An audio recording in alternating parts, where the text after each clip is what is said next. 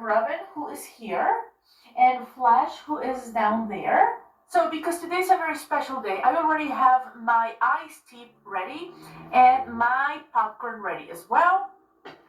So, let's get this done.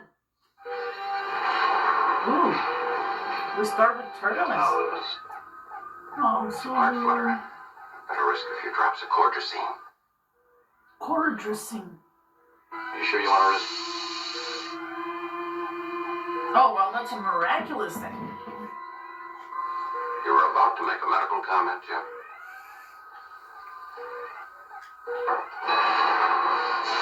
Oh, my goodness! That's you! Oh, my goodness! Oh, my goodness, he's strong. Go get me! Security alert. Yeah. Oh, I love Scotty how he jumped on that helm. Karate chops. Oh my god, he's gonna land himself there. I'm really thinking at this point that the teletransportation room should be like secured with 70 guards before getting in there, because they always seem to go exactly there and attack the poor engineer that has absolutely no self-defense skills. Do something about it. Lieutenant Uhura's been downed? Wow. Record. No sign of Dr. McCoy. Search progressing.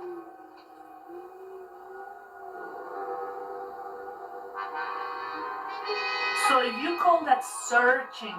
Before your race was born, I have awaited a question. What's the meaning of life? I am the guardian of forever. Sounds cool. I see no reason for answers to be couched in riddles. My answer is simply as your level of understanding makes possible. Okay. It just called you an idiot. But mistaping. Oh my god, please somebody check on him! No man before has ever. Dr. McCoy! Holmes, no! To when did he jump to? Your vessel, your beginning, all that you knew, is gone. But why? Okay, that's the 20th century. It was like in the 40s, in the 30s? No, Mr. Spock, if we can't disguise you, we'll find some way out. Nothing a hat can't do. That should prove it. We'll steal from the rich and give back to the poor later. Unlike this century. Simple, easier to manage. We're not going to have any difficulty explaining. You were saying? I see you've noticed the ears. They're actually easy to explain. He caught his head in a mechanical rice picker. An American missionary living close by who was actually a skilled plastic surgeon in civilian life. All right. Yeah, you went too long. Got those buns. I'm surprised he didn't do that sooner. Oh, hop that fatty here. Let me help you. I could do with some work around here. Doing dishes, sweeping, general cleaning. At what rate of payment? Are you kidding me? Mine's Jim Kirk. His is You couldn't pronounce it. Spock. Good thing they actually ended up in a mission and not at the boxing gym, because they would have had to fight. In some sort of Did space. she really have to speak about spaceships on their first day? Find her most uncommon, Mr. Spock. Careful tomorrow. Get ready. Don't. Endeavoring, man, to construct a mnemonic memory circuit using stolen. And they call me MacGyver. Are they gonna steal the tools? Condition. Want me home? I still have a few questions I'd like to ask about you. And don't.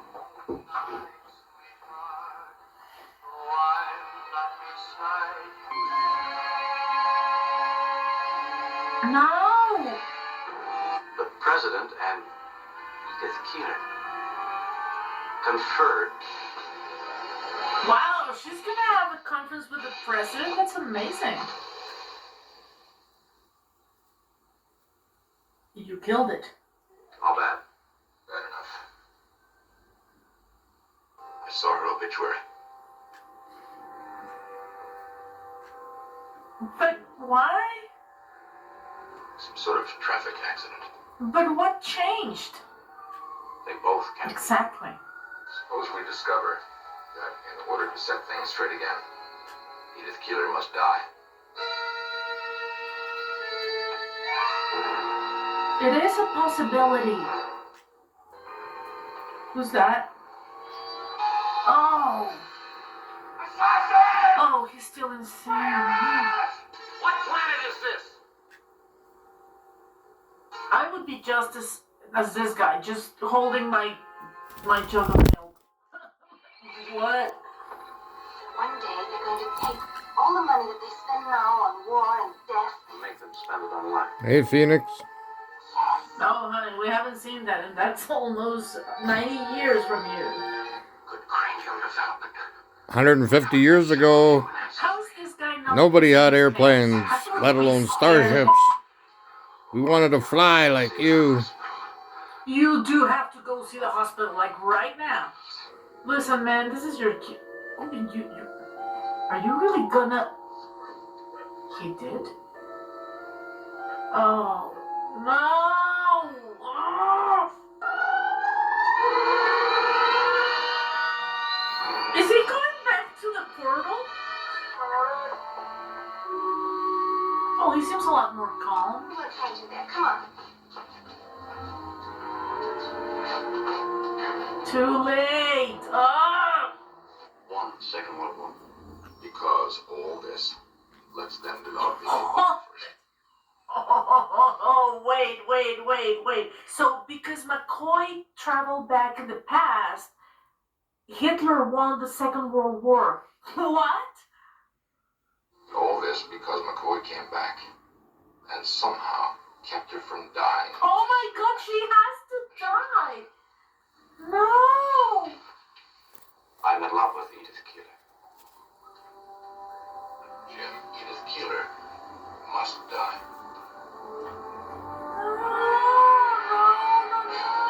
The only possible answer would conclusively prove that I'm either unconscious or demented. I don't mean to disbelieve you. That's hardly a Navy uniform. It's quite all right. It's quite all right, dear. Because I don't believe in you either. Oh, I love his answers. Now, Well, he doesn't look like a vampire anymore. you're right. You may have saved my life. Lots of people. No, Dr. McCoy said the same thing. McCoy! That hat is adorable. No. Oh my God, but he has to die. But he can't. No.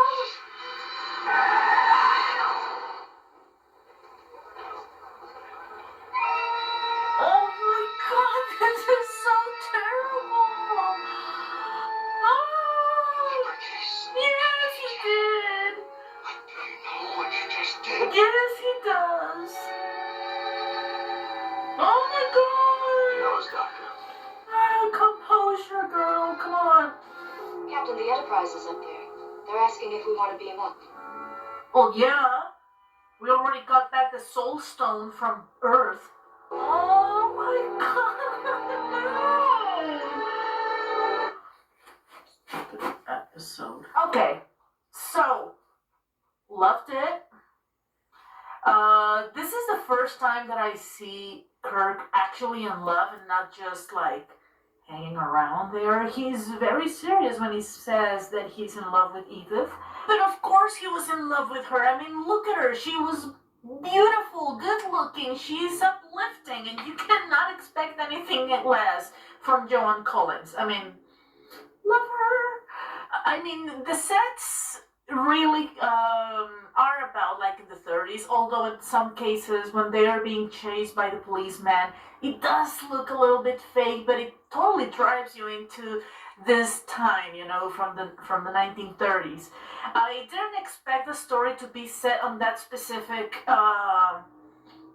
decade. So far, we've encountered several episodes in the Star Trek first season where our characters travel back in time. One of them was Tomorrow is Yesterday, which, in my opinion, this is probably one of my favorites. This subject was also briefly addressed in The Alternative Factor when Lazarus tells them that he's a time traveler. Now, the cinematography in this episode is beautiful. It reminds me so much of The Sting, the movie with Robert Redford. It reminds me of this kind of photography. I love the scenes where McCoy enters Earth of 1930 and he has this exchange with, what is he, like a thief? This guy. I love the entire exchange because it is kind of creepy. It is the kind of thing that you relate more with this guy rather than McCoy, even though you know McCoy for a lot longer. But yeah, this is totally the thing that will drive you insanely scared of a person that, to begin with, looks like somebody sucked up the life out of him. He looked like a vampire at many points, especially with all this kind of spots on his face. The stakes in this episode start increasing as the episode progresses. At first, we have our surgeon injecting himself with a very powerful medicine, him losing control, himself down. Now, at this point, the ship only has the responsibility to find him in a planet. Like, that was easy, right? And then turns out that he found this gate to take him into any point in history of the human race, which makes it even more difficult. Not only is that, but you can only jump at a certain moment, so they were lucky enough to jump there and arrive a week before he did. Now the stakes become a lot more difficult because now it's a choice of the heart. You have to let this beautiful, smart, kind woman, and she has to be killed in order for humanity to survive. I mean, this is probably one of the best stories so far. I really loved it. It's horrible. The fact that he had to stop her, the fact that McCoy wanted to save her, that broke me entirely. To be honest, Spock did look like he could be working in a ship with the outfit they gave him. I think it's amazing that Spock was able to build this, what would be like a computer in a small room with only a few pieces, considering that computers back in the time, especially in the 60s, and they already knew that, computers will take up to rooms and rooms because of all the necessary components. So good for that one, Spock. This episode is great because it not only gives us the excitement of time traveling, but it also gives us the emotional dilemma of letting Edith Keeler die. This is horrible because nobody wants her dead, except for the writer. The ending of this episode is also different. It doesn't end in the bridge where they give like their final thoughts. Here, there are no final thoughts. They are absolutely not necessary at this point because you already have your head filled with your own thoughts about what just happened. This episode is beautiful in terms that it gives you so much joy and then it takes it away from you. But it's not as somber as The Alternative Factor, where the ending of Lazarus is incredibly bad because he's never, ever going to rest fighting against this other person. He's trapped in this dimension, fighting his other self. And at the end of the episode, it's pretty somber. The last verse is, "What about Lazarus?" But in this episode, you don't need that. This is how captivating this episode was. You don't need the final thoughts. Now, I'm reading a little bit about this episode, and I see that this episode is number 68 of 100 most memorable moments in the history of television. Okay, so this episode won the Best Episodic Drama on Television Award from the Annual Writers Guild of America. And this is awesome. Check this out. It says here, Harlan Ellison's original version of the teleplay won the Annual Writers Guild of America Award for Best Episodic Drama on Television. Justman later said that the submission of the original unfilmed version was out of spite, and Roddenberry said in response to the victory, many people would get prizes if they wrote scripts that budgeted out to 3 times the show's cost. So I'm thinking this episode was expensive, and I'm thinking, yeah, because they had to recreate sets. This barely touches any parts of the ship, and sets are expensive. Extras are expensive, okay? Wardrobe is expensive. So, yeah, I understand that making an episode that it stays away from your regular sets and costumes, it's a lot more expensive. Now, this episode was up against another Star Trek episode, The Return of the Archons, which is also like a time period piece. So Kuhn is one of the writers that was not credited originally, and he said that if Harlan wins, I'm gonna die. That's what he says, reportedly.